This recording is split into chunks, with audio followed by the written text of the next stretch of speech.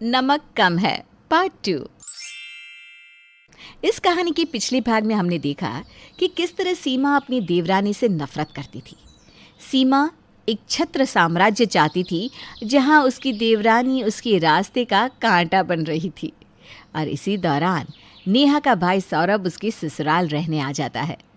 सौरभ और उसकी ननद नंदिनी के नज़दीकियां देखकर सीमा और चिंता में रहने लगती है और अपने रास्ते के कांटे को हटाने की चालें चलना शुरू कर देती है, जिससे रोमी के मन में अपने सौरभ के लिए मनभेद पैदा होना शुरू हो जाता है।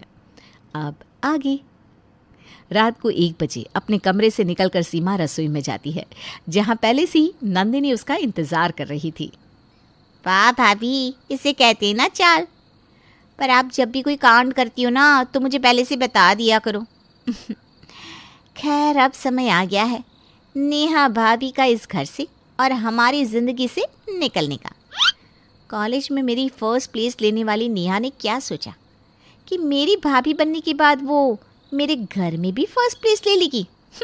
नो वे। मेरे हुक्म का इक्का तो तू ही है। कहते ना, रावण का राज्य बिना विभीषण के जाना संभव नहीं था। तुम मुझे बस बताती रहना कि सौरभ के मन में क्या है, और हो सके तो दोनों भाई बहन को एक दूसरे के खिलाफ करके भड़का दे और फिर सभी के सामने सारी चीज़ का इल्ज़ाम नेहा पर मढ़ देना। तेरा भी बदला पूरा हो जाएगा और मेरा काम भी हो जाएगा। अभी तो मैंने पत्ते खोले भी नहीं है भाभी। देखती जाओ कल क्या होता है। अगली सुबह नंदिनी जैसे ही अपने कमरे के पास से सौरभ को गुजरता देखती है तो अपना पेट पकड़कर कराहने लगती है। नंदिनी की आवाज़ सुनकर सौरभ फौरन उसके कमरे में जाता है। तुम ठीक तो हो ना नंदिनी? डॉक्टर के पास चले क्या? तुमने किसी को बताया? मैं दीदी को बताऊं? हाँ, मैंने भाभी को बताया था। उन्होंने ही मुझे दवाई दी है। बस मैं दवाई ही लेने जा रही थी। सौरभ की नज़र जैसे ही उन दवाइयों पर पड़ती है, वो नंदिनी के हाथ से दवाइयाँ छीन लेता है। ये क्या हरकत हुई सौरभ? ये दवाई नींद की है। दीदी ने तुम्हें पेट दर्द के लिए नींद की दवाई दी थी? क्यों? जबकि उन्हें दवाइयों की अच्छी नॉलेज है। गलती से दे दी होगी। रुको, मैं तुम्हारे लिए दूसरी दवाई लेकर आता हूँ। नहीं सौरभ, मैं ठीक हूँ। मुझे लगता है कि भाभी को ठीक नहीं लगता कि तुम कभी भी मेरे कमरे में आ जाते हो। आज सुबह मैं तुम्हें ही ढूंढ रही थी, पर भाभी ने खुद ही मुझे दवाइयाँ दे दी। मुझे कुछ ठीक नहीं लगा, इसलिए प्लीज़ अब इस बात को आगे मत चलाना। ये दीदी भी ना, न जाने न अचानक क्या हो जाता है। तुम प्लीज़ इसके बारे में किसी से बात मत करना, वरना बेकार में भैया को पता चल जाएगा और सारी बात मुझ पर आ जाएगी।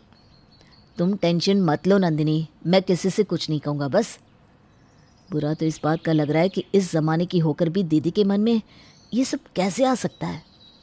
दोपहर के वक्त जब सभी सो रहे थे, सीमा चुपके से अपनी सास के कमरे में जाती है और उनके तकिए के नीचे से उनकी तिजोरी की चाबी चुरा लेती है। अब खानदानी हार जाएगा सौरभ के कमरे में और सौरभ होगा इस घर से बाहर। नमक कम है भाई साहब। सीमा अपनी सास की तिजोरी से खानदानी हार को चुराकर सौरभ के कमरे में रख देती है। शाम को जब सभी चाय पी रहे थे, मैंने एक जगह तेरी शादी की बात चलाई थी नंदिनी। कल ना वो लोग तुझे देखने आएंगे। बड़ा अच्छा परिवार है, रईसों में गिनती की जाती है उनकी। तो अच्छी तरह से तैयार होना, ये रिश्ता कटना नहीं चाहिए। अच्छा, क्या पहनना है सब कुछ अभी से फाइनल कर लेना। मम्मी, मुझे अपना वो खानदानी हार दे दो ना, कल मैं साड़ी के साथ उसे ही पहन लूँगी। आज से तो तुम देती नहीं हो। बाकी सब भी तो देखी कि नंदिनी किसी से कम नहीं है। महेश्वरी अपने कमरे में जाती है और तिजोरी खोलती है, पर वहाँ पर हार नहीं था। वो घबराती हुई पसीने से लथपथ बाहर आती है। हार, हमारा खानदानी हार अपनी जगह पर नहीं है। ऐसा कैसे हो सकता है? नेहा, आखिरी बार मैंने तुझे दिया था ना हार, तब तो था हार। मेरे सामने ही मम्मी जी, आपने उस हार को तिजोरी में रखा था। तो कहाँ गया हार? मेरी किस्मत ही खराब है। कल जब मुझे उस हार की ज़रूरत है तो आज हार चोरी हो गया। मुझे पता है भाभी कि आप दोनों को वो हार बहुत पसंद है। मैं उसे दहेज में थोड़ी ना ले जाती। कल बस आधे घंटे की तो बात थी। किसी को मेरी खुशी बर्दाश्त ही नहीं इस घर में। तभी वहाँ रोमी आ जाता है। ये सब क्या चल रहा है? नंदिनी, तुम्हारा भाई अभी जिंदा है, तुम्हें रोने की कोई ज़रूरत नहीं है। आज तक हमारे घर से कभी कुछ भी चोरी नहीं हुआ। यहीं होगा हार, सब मिलकर ढूंढते हैं, मिल जाएगा। सभी मिलकर इधर उधर पूरे घर में हार ढूंढना शुरू करते हैं और जैसे ही रूमी सौरभ के कमरे में पहुंचता है उसे वहां वो हार मिल जाता है। साले साहब, अब आप हार भी पहनने लग गए हैं? हाँ नेहा, फिर ये मत कहना कि मैं अपनी इकलौते साले की पसंद और नापसंद को नहीं जानता। मुझे नहीं पता जीजा जी, ये हार मेरे कमरे में कहाँ से आया।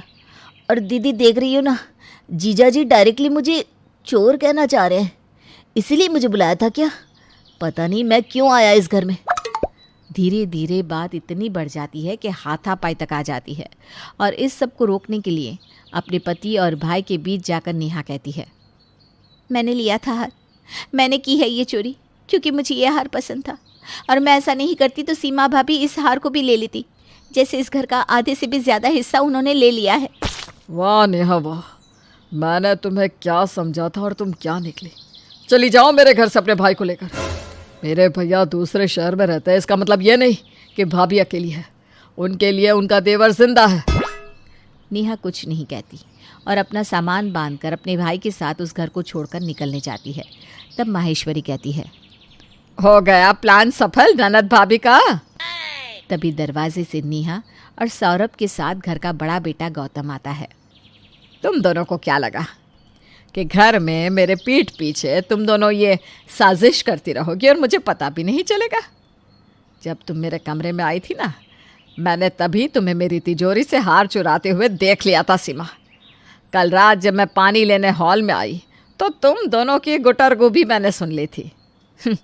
मैं तो बस देखना चाहती थी कि मेरी बेटी और बहू कितना गिर सकती है, और देखो। क्या समझा था सीमा मैंने तुझे, और तू क्या निकली? दूसरे शहर में मैं क्यों जाता हूँ? तेरे लिए ना। जो पैसे आएंगे वो तेरे ही तो काम आएंगे। मेरे खर्चे ही कितने हैं। पर तेरा मन नहीं भरा। भाभी तो माँ समान होती है, पर तुझे तो अपनी देवरानी ही नहीं भाई। इसीलिए ही शायद भगवान ने तेरी कोख सुनी रखी। शर्म नहीं आती तुम दोनों को? इस सब का इल्ज़ाम बेचारे सौरभ पर लगा दिया। अरे इस सब की सूत्रधार तो हमारी खुद की बेटी ही है। तू तो अपने मायके में आग लगाने से नहीं चुकी, तो ससुराल को तो राख कर देगी बेटी। जिस घर में तेरे जैसी बेटी हो उस घर में मंथरा की ज़रूरत ही क्या होगी? अब नंदिनी और सीमा का राज सबके सामने आ चुका था। वो दोनों फूट फूट कर रोने लगती है। सीमा रोती हुई अपनी देवरानी के पैरों में गिर जाती है। मुझे माफ़ कर दे नेहा, मेरी तो कोई औलाद ही नहीं है।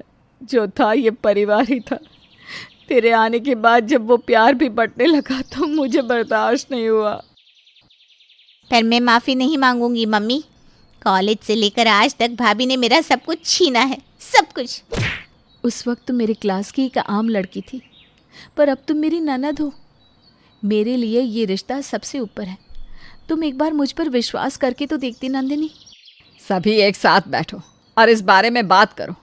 परिवार में मतभेद होना तो चलता है, पर मन भेद नहीं। इतनी बड़ी बात नहीं हुई है, बात को बढ़ाओ मत। इस बात पर यही मिट्टी डालो और ख़त्म करो। नमक ज़्यादा हो गया भाई साहब। माहेश्वरी की बुद्धिमत्ता के कारण बात ज़्यादा बिगड़ने से पहले ही संभल जाती है और धीरे धीरे सब कुछ पहले की तरह हो जाता है।